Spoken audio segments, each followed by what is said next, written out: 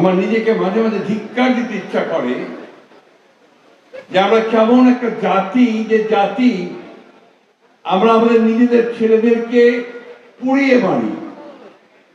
কেমন একটা জাতি যে আমাদের রাষ্ট্রের যারা কর্মচারী কর্মকর্তা তারা সন্তানদেরকে হত্যা করে এবং তারপরে পুড়িয়ে হত্যা করে।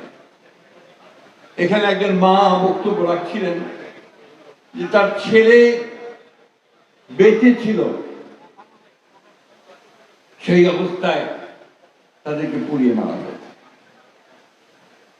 অনেকে অভিযোগ করেছেন, বিশেষ করে একজন মহিলা অভিযোগ করেছেন যে তার স্বামীকে মেরে ফেলার পরে, পুড়িয়ে ফেলার পরে তার কেউ খোঁজ নেয়নি, তিনি জানেনও না যে তার স্বামী কোথায় কিভাবে আছে, তাকে কেউ সাহায্য করেনি।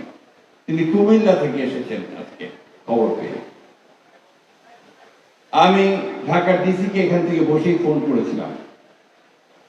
তারা সরকার কমিট করেছিলেন যে যারা আহত এবং শহীদ, বিশেষ করে যারা শহীদ হয়েছে তাদের পরিবারগুলোকে 10 লক্ষ টাকা করে তারা প্রাথমিকভাবে অনুদান দেবেন, আর যারা আহত হয়েছে তাদের চিকিৎসার সমস্ত ব্যয়ভার বহন করবে। আমাদের নেতা যারা আমাদের নেতৃত্ব করে, যাদেরকে এই দেশের মানুষ নেতা বলে মনে করে, তারা ক্ষমতায় চিরদিন টিকে থাকার জন্য এইভাবে গুল করে মানুষ হত্যা করে, যেটা হাসিনা করেছে। এবং এখানে দাবি উঠেছে আরো সতীব্র স্বরে যে আমরা হাসিনার বিচার চাই, গোটা জাতি হাসিনার বিচার চাই।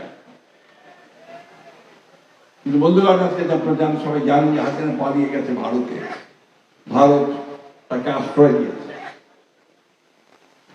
আপনারা দেখেছেন যে সেখান থেকে সে বিভিন্ন অডিও ভার্সনে, কথায়, ভিডিওতে এখানে আবার বাংলাদেশে নৈরাজ্য সৃষ্টি করবার জন্য বিভিন্ন রকম সেই প্রভোকেশন, উত্তেজনা ছড়ানোর চেষ্টা করছে। এবং তারা এর মধ্যে চেষ্টা করেওছে। গোপালগঞ্জে ইতিমধ্যে তারা সেই অবস্থা তৈরি করেছে।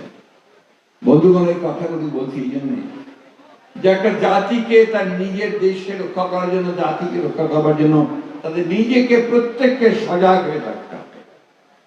আজকে দীর্ঘ 15 বছর এই হাসিনার ফ্যাসিস্ট সরকার এই দেশের মানুষের উপরে তীব্রতা চালিয়েছে। আপনারা যা বিএনপি করেন, বিএনপির হাজার হাজার নেতাকর্মীর বিরুদ্ধে মিথ্যা মামলা হয়েছে, অনেকে কারাগারে গেছেন। আপনাদের এই সাভার থেকে, আশুলিয়া থেকে অনেককে